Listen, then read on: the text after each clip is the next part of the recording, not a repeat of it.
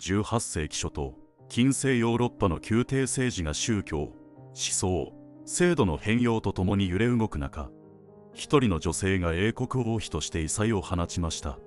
ドイツの小公国アンスバス派に生まれ、孤児としてプロイセン王宮に迎えられたキャロライン・オブ・アーンズバックは、単なる王族の花嫁ではなく、啓蒙思想の体現者、そして初の影の宰相として知られるようになります。彼女がいかにして政治の中枢に影響を及ぼし、制度の安定に寄与しながらも思想的革新を推進したのか。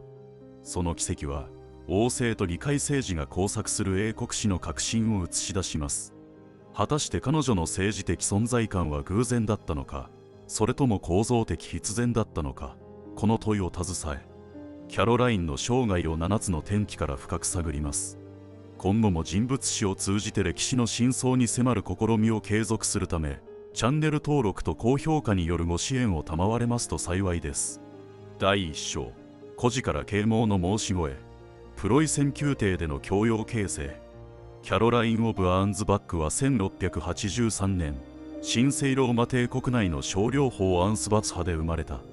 父は若くして没死、母も早生したため、彼女は10歳にして孤児となり、以後はプロイセン王宮に迎え入れられる。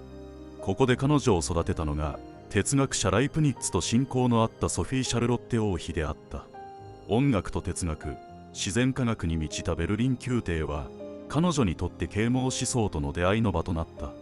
この背景には、17世紀後半からドイツ諸公間で進行していた地の競争がある。プロイセンは小国ながら文化的先進地となり、女性の教育にも寛容であった。この文化的風土の中で、キャロラインはカトリック改宗を拒み、理性と信仰の共存を説いたプロテスタント知識人たちとの交流を深めていった。こうした教養は、当時のイギリス王室やフランス宮廷と比較しても異例であり、後の王妃としての資質形成に決定的だった。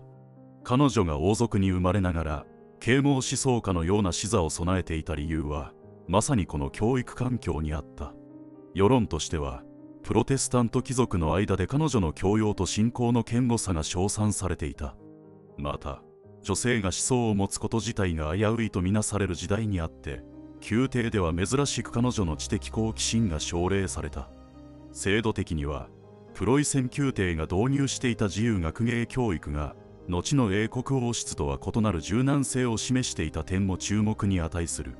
この時期、彼女と親交のあったライプニッツやその他の学者たちは、彼女を哲学する王妃の宝画として位置づけていた。現代の歴史学では、この宮廷での体験が後の政治的判断力と国際感覚の源泉と再評価されている。キャロラインは教養を通じて、後の制度と思想をつなげる接点となる存在へと育っていった。第2章、結婚による王朝戦略、ハノーバー家と英国王位継承。1705年、22歳となったキャロラインは、ドイツの有力諸侯であったハノーバー選定以降の嫡男、ジョージ・ルイス、後のジョージ2世との結婚に踏み切る。この政略的婚姻は、一見すれば典型的な同盟強化策の一環に見えるが、キャロライン自身の政治的信念と選択の結果でもあった。実際、彼女はフランス王大使など他の有力候補者の申し出を断っているが、その背景にはカトリック信仰への改宗要請があり、彼女は断固としてこれを拒んだ。この決断が意味するものは、単なる宗教的忠誠を超えている。イングランドではすでに1688年の名誉革命によって、プロテスタント以外の王位継承が禁じられていた。さらに、1701年に制定された王位継承法によって、カトリック教徒及びその配偶者は王位継承から除外されていた。キャロラインは、自らの信仰と政治的理解に基づいて、ハノーバー家との結婚が英国王位への足がかりになることを認識していたと考えられる。この結婚により、ハノーバー選定公領と英国との連携が深まった。プロテスタント連携による勢力均衡政策の一環として、オーストリア、オランダ、プロイセンともに複雑な連携を持つこの婚姻は、スペイン系小戦争という大国間の構想と重なる国際的文脈に位置していた。キャロラインは単なる花嫁ではなく、外交的存在でもあった。民衆の反応は二分された。啓蒙的素養と穏健な性格が評価され理想の王妃として期待を集めた一方で、外国人妃への警戒心も根強く、一部では英王室のドイツ化への不安も広がっていた。彼女はその後、この感情に機敏に対応し、宮廷文化や言語への柔軟な適応を通じて次第に支持を得るようになる。制度的には、王朝間の結婚は当時の国際法において重要な契約手段とみなされていた。彼女の婚姻もまた、1701年の王位継承法との整合性を持たせつつ、ハノーバー朝への英国民の信頼を得るための要として機能した。ジョージ一世、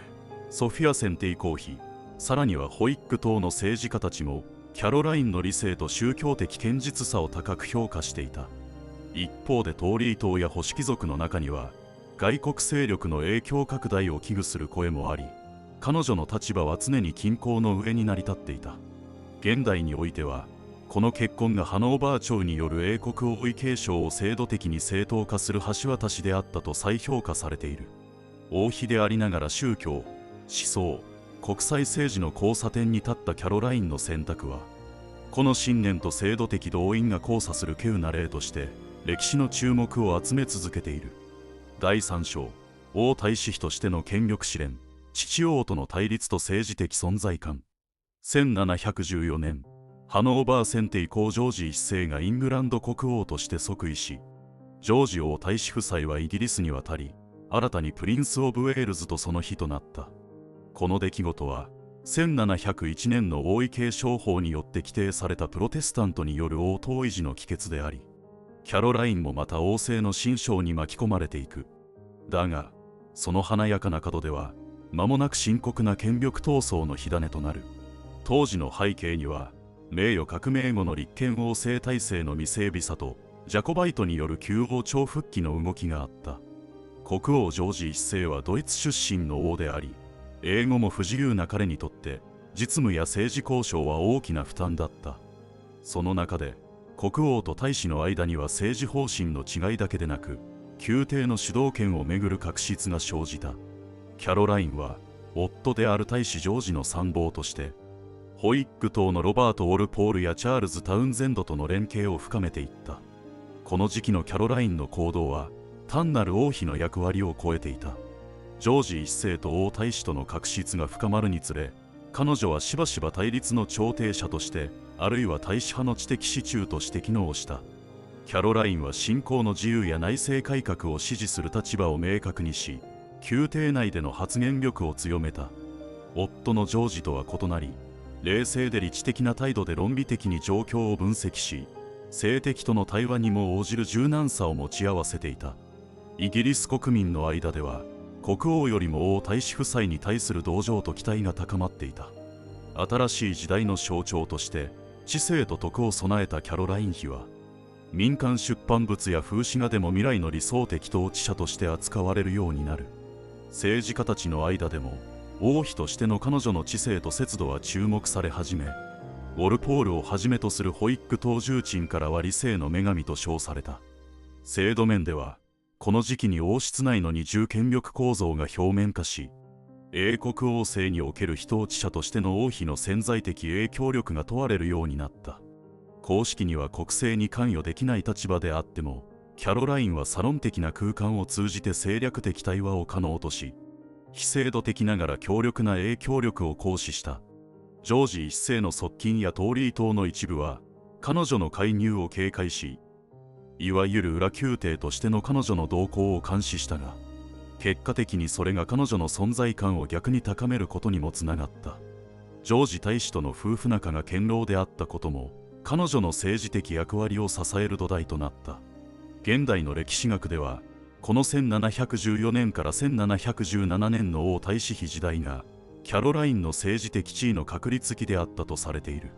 彼女が知性、教養、戦略性をもって無冠の統治者として振る舞ったことが、後の王政安定に先立つ試金石となったという見解が主流である。制度の隙間に生じた政治的空白を埋めるように、キャロラインの存在は静かに、しかし、確実に政治構造の中枢へと入り込んでいったのである。第4章、追放と宮廷分裂、アンチコートにおける影の宮廷。1717年11月、王太子夫妻は国王ジョージ一世との対立が決定的となり、セント・ジェームズ宮殿からの退去を命じられた。直接の発端は洗礼式での名付け親をめぐる意見の不一致であったが、根本には宮廷主導権をめぐる長期的な確執と政治的忠誠の分岐があった。これによりキャロラインとジョージはロンドンのレスターハウスに移り住み、新たな政治拠点を築くことになる。このアンティコート対抗宮廷の形成は王室内部における権力の二重構造を露呈させた。背景にはホイッグ党内部の分裂やトーリー党の復権への野心、さらにはジャコバイト勢力の影が差していた。ロンドン政界において国王の権威に対抗する象徴的存在として王太子夫妻は次第に重要性を増していく。当時の民衆感情も複雑であった。王太子夫妻に対する同情が都市部の中産階級や知識人層に広がる一方で、王室の分裂に失望する声も少なくなかった。特にキャロラインに対しては、慈善活動や知識人との交流が報道されることで一定の人気を保っていたものの、外国出身の王妃という根強い警戒感も払拭されてはいなかった。制度的には、この追放が王室における法的曖昧性を浮き彫りにした。王太子と王の間に正式な仲裁機関は存在せず、国政と宮廷の分裂は制度外の政治空間を生み出した。その中でキャロラインは、形式上は王妃候補としての立場にとどまりながらも、実質的には政治的女主人として、ホイッグ急進派との関係を調整し続けた。この時期、ロバート・ウォルポールは一時的に失脚していたが、キャロラインは彼との個人的関係を維持し続け、後年の政権復帰への布石を打っていた。その他にも、ロンドンにおけるサロン的空間で科学者や哲学者、反体制的な貴族とのネットワークを形成していたことが、彼女の政治的再登場を支える知的社会的基盤となっていく。同時代の視点では、国王派の貴族や聖職者からはこのアンティコートの動きが宮廷の背信として批判されたが、一方でウォルポールやタウンゼンドといった急進派からは将来の英国を導く知的結社として歓迎されていた。特にキャロラインの理性的調停者としての姿勢は高く評価されていた。現代の歴史解釈においては、この時期がキャロラインにとって制度の外で影響力を鍛えた重要な時期であると再評価されている。公的地位を剥奪されながらも、非公式なネットワークを駆使し、王政の時代に備えた彼女の戦略性は、政治思想史や女性史の観点からも注目されている。つまりこの追放は、彼女の政治的終焉ではなく、むしろ非公式領域での影響力拡大の始まりであり、制度、思想、宮廷文化が交差する舞台裏で彼女が果たした役割は、18世紀イギリス王政の柔軟性と変容の少佐となったのである。第5章、王妃としての復権、政権安定を導いた内閣政治の理念。1727年、ジョージ一世が死去すると、ジョージ王太子がジョージ二世としてイギリス国王に即位し、キャロラインはついに王妃として宮廷の中心に戻ることとなった。これは単なる名誉職の回復ではなかった。過去10年間にわたり非公式ながらも政治ネットワークを維持していたキャロラインにとって、この即位は政治権力への実質的なアクセスを制度的に保障されたことを意味していた。当時のイギリスでは、王政の形を保ちつつも、実質的な統治は議会と内閣に委ねられつつあった。ロバート・ウォルポールはすでに政権に復帰しており、最初の首相としての地位を固めつつあったが、その裏にはキャロラインの後押しがあった。ウォルポールとジョージ2世の間には個人的反感も存在したが、キャロラインが両者の間を取り持つことで政局の安定が維持された。この背景には、18世紀前半の王権と議会主義の微妙なバランスがある。王は依然として内閣任命権や外交の権限を有していたが、議会による財政支配や政策決定力が強まりつつあり、実質的には首相と王妃が制度の接着剤として機能していた。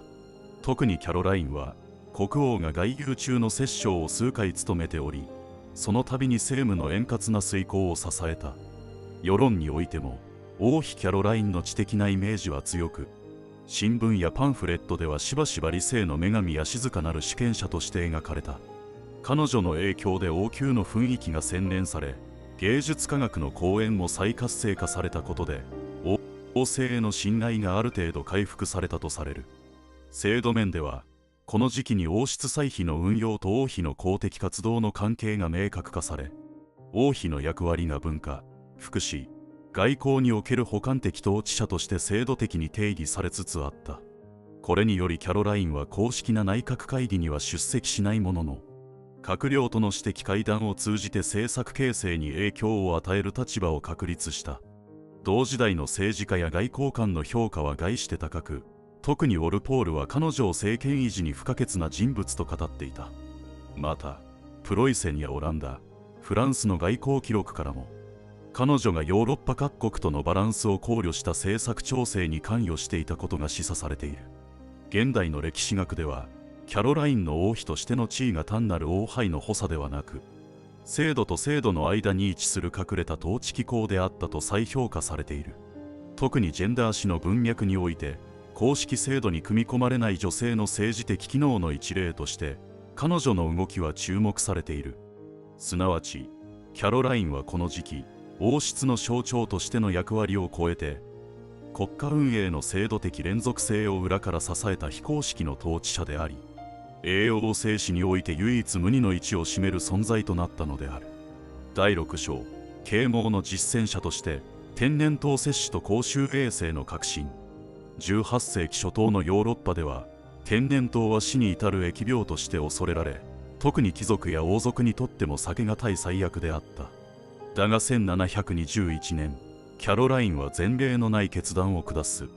自らの娘、アメリア王女に対し、当時としては実験的段階にあった接種を行ったのである。この出来事は、医療制度と王室権に啓蒙思想が交錯する象徴的な瞬間であった。この判断の背景には、キャロラインが若き日にベルリン宮廷で身につけた科学的関心と啓蒙思想の素養がある。接種の方法はオスマン帝国を経由してヨーロッパにもたらされた知識であり、イギリスに紹介したのは貴族女性レディモンター牛であった。キャロラインはこの新技術にいち早く注目し、王家という国家の象徴に対してそれを適用するという極めて大胆な一歩を踏み出した。この施策は王政の外縁的機能を問い直す試みでもあった。当時のイギリスでは医学がまだ制度的に整備されておらず、治療や予防の手段は習慣的経験的な範囲にとどまっていた。